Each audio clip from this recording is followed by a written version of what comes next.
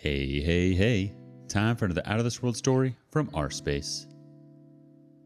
The only way to overcome infidelity is to truly rededicate your life to you. Today on rSpace, we navigate safely out of some stormy seas. Our first OP learns that it was never just a friend. Light at the end of the tunnel after infidelity. Longtime lurker, first time poster. My story.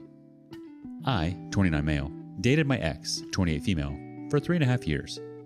It ended roughly 1 year ago. The relationship.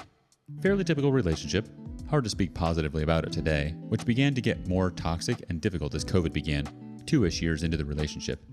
Eventually, she broke up with me in June of 2021, right before summer and her birthday. Wow, coincidence? Looking back, she liked to drink and party too much for a balanced person. This is where most of her issues resided, and ultimately, it is my belief that she left me to return to a party lifestyle. Unique to many stories in this forum, we didn't go our separate ways due to cheating. I found out later that she was cheating on various occasions. On vacations, at the bar, various ways. With, he's just a friend. I never got the closure of her admitting anything or any real specifics other than enough detail from mutual friends and social media to know it happened more than once or twice. Admittedly, this killed me inside, and finding out after we had already split brought on a second wave of grief and pain. After we broke up, I went no contact immediately. She didn't reach out for over 5 months. In the initial stages of this, I was not doing well, very depressed, barely keeping my career intact.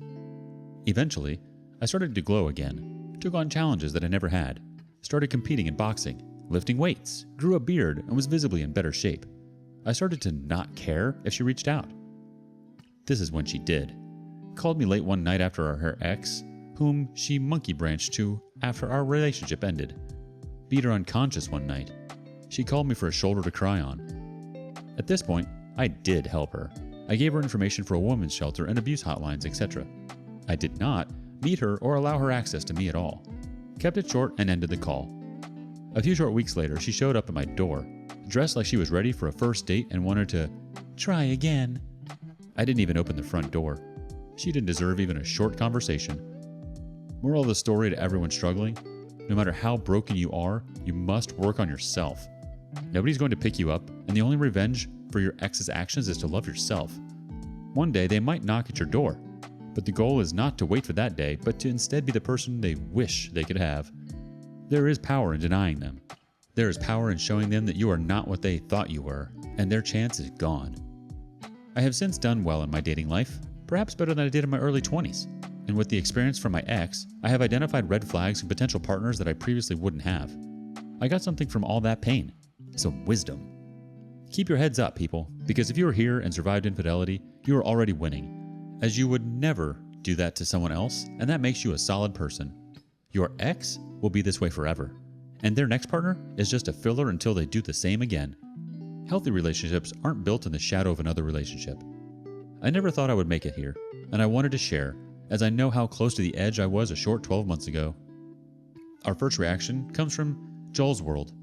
Dude, you're right. Before I met my ex, I told myself, everyone talks about finding the perfect one. No one talks about being the perfect one.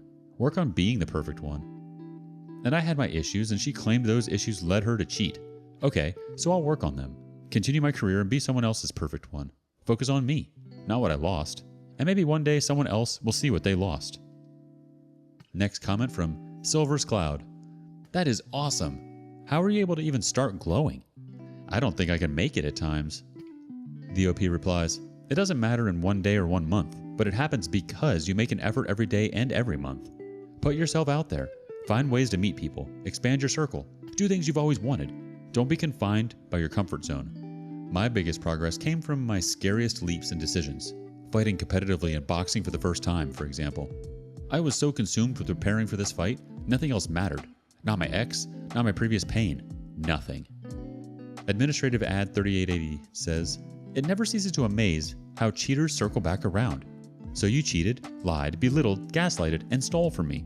And you're here to offer me more of all of that? Yes, please. The OP replies, my ex specifically has a mind-boggling level of entitlement. Exactly as you say. Did plenty screwed up things that this post didn't summarize and expected me to welcome her back after several months of silence. As if I was just sitting around waiting for her return. That's why I stress the part about standing strong if they come back. It's disrespectful to yourself to accept them back on their timeline, or really even at all. They showed their cards. Show them the effing door. You're absolutely right, OP. Yes, you can survive, even thrive after an affair. The pain that is created by the betrayal is nearly unbearable, and much healing is needed afterward, whether you stay in the relationship or not. Getting betrayed is like someone grabbing your heart so tightly it can't beat anymore. You can feel it in both your mind and body. It can even hurt worse than physical pain because it is that powerful. Infidelity is so prevalent in our society that we have to talk about it.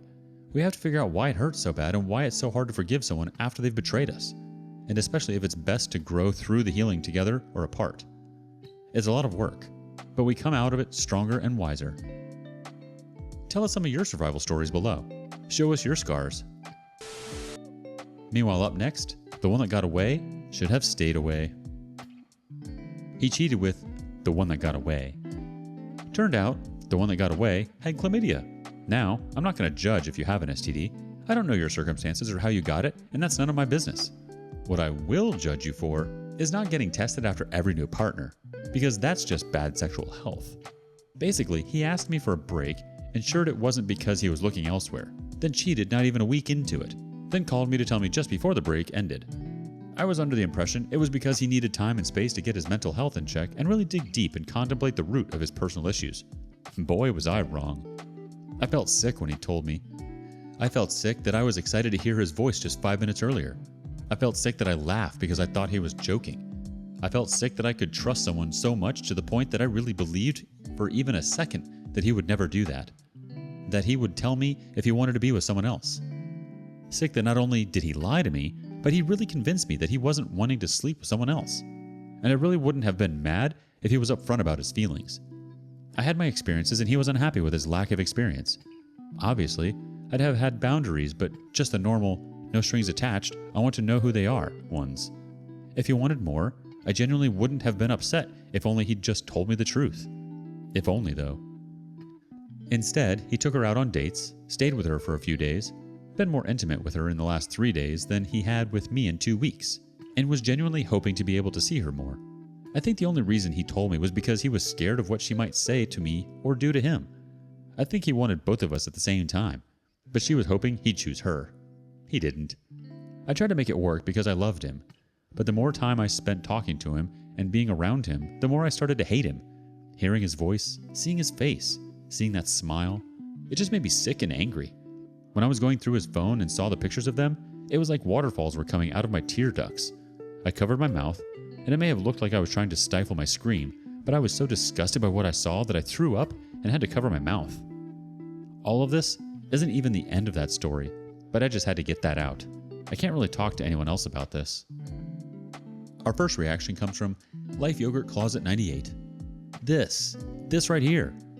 You have a partner who is open to let you experience new things. They trust you and want trust in return. This is the most uncheatable situation, right? Cheating is not sex. Cheating is disloyalty. Who the F goes out of their way to break rules when this person has been so kind and understanding? What in the flying hell is wrong with this world? I'm sorry, this just really kind of hit close to home, and I want you to know you're effing awesome. That douche was an idiot, and his actions do not reflect on you or your actions in any way. You were trusting and accommodating, and he didn't deserve you. Hang in there, OP. The next comment from Jinboy32. I hope you have left him. The OP replies, I did. When I broke up with him, he started crying. Like, bro, why are you crying? I should be the one crying right now. No Idea 19 chimes in. He asked for a break, said he wasn't looking to cheat. That's the only reason people ask for the break. Honestly, OP, I think breaks are BS unless there's complete and total transparency. If you are having second thoughts about being with someone, or if you are having an urge to find yourself, then the honest thing to do is to break up with that person. People think that being on a break is an excuse to do whatever the hell they want, but it's not. There's still strings attached. I'm so sorry you had to go through this and feel all the feels. It's totally natural to have those initial feelings and to try to make it work. I think in those moments of trying to make it work, sometimes we cling to what we hoped they would be, the best version of them, but oftentimes that version doesn't exist. What are some of your experiences with the ones that got away? We're moving on, where our last OP has been kicked down. Let's help him back up. My girlfriend cheated on me from day one of our relationship. So I, 22 male, was in a relationship for a year and 3 months with my girlfriend, 19 female. I don't remember how I found out about the first incident, 3 days before I broke up with her. I just remember I was chatting with my friend about my girlfriend's friend, and he told me that a friend was actually her ex, which I didn't know up until that point.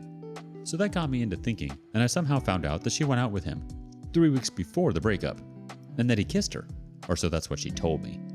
So from there, I started having major trust issues with her, so I just kept pressuring her into telling me about every lie she told throughout the relationship. One thing led to another, and I found out she slept with another ex right at the beginning of our relationship. Legit second day after we hooked up. She told me it was only twice, but I wasn't buying it.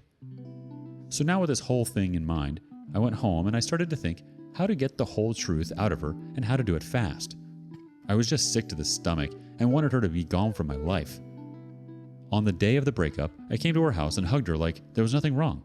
Sat with her and asked her out of the blue, what else did you lie to me about? She just said, "Nothing, I told you everything." I didn't believe her. So after a bit of back and forth, I hit her with, "Do you still love your ex?" And she went blank for a solid 3 seconds, smiled slightly, and said no. After that, my heart just dropped. I asked her to call her ex and tell him. He knows everything. He just wants to hear it from you. After a bit of back and forth, she finally calls him. He picks up, and she just goes, "Nope, I ain't telling him that." So I just got up and snatched the phone and told him I have nothing against him. I just don't want her to F with me. I asked if he could please tell me if they slept with each other more than 5 times since we began our relationship. She said it was only a 2-time thing, to which he responded, yes, a lot more than that. After she heard that, she got up, started screaming, hitting me, and asking me for her phone back, but I already knew the truth, so I just gave her the phone and asked her to tell me how many times. First she said once a month, then she said 2 to 3 times a month, and then finally admitted 3 to 4 a week. I just don't know what to say or do or anything. It's the second day since we broke up, and I just don't know what I did wrong. I mean, I gave 100% of myself to her and truly loved her and everything. Just, I have no clue why she would do such a thing. My brain is just getting squashed by all this. I just don't know. Our first opinion comes from Life Yogurt Closet 98. She was a young manipulator who's used to the effort men put in, allowing her to not have to put in effort herself. Be strong. Don't hate the fact you gave 100%, and just always give 100%. Elizabeth Prom chimes in next. You know, I see a lot of people asking this, why they do this or that. So many people say that they have problems and issues, and I agreed. Sometimes can be that, but I also believe people can be naturally bad. Some people don't have issues. They're just bad people. I'm sorry this happened to you, and remember that it gets better. Our next opinion from 907 Boratide. Hello, young people. Stop getting into relationships. Be young and date. Focus on you for the next 2 to 3 years. Not in a relationship. You'll be better off. A lot more happy with yourself. And really, it'll give you more time to find the possibility of the one, not the okay for now. Decorum 1 has some questions. Why would you think you did anything wrong? Do you really think she deserves to be up on that pedestal you put her on?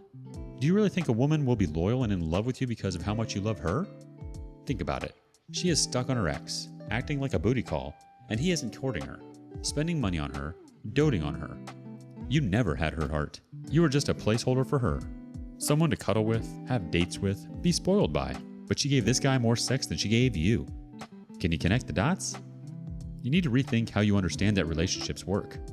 I'm not saying she's a bad person, just par for the course. Pity her next boyfriend. He will get the same treatment. OP, you did nothing wrong and you didn't deserve to be treated like this. This isn't your fault at all. You gave her a lot of your time, and it's unfortunate she abused it in such a way. Please try not to let this turn you off to love, and please try not to take it personally or as a slight on you at all. This does not at all represent you or your value. True love and respect is possible, and it is out there. Take this time to ask yourself what you expect out of a relationship and what you want out of a relationship. Take time to really get to know yourself and who you are. Do things that you've always wanted to do and have been putting off. Try new things. Things will get better. I promise. Until then, it's okay to hurt for as long as you need. Tell us how you got over your worst breakup in the comments below. And thanks for joining us today on rSpace. Like and subscribe and hit that notification bell so you don't miss out on our next video. Also, please let us know what you thought of today's content in the comments below. Until next time.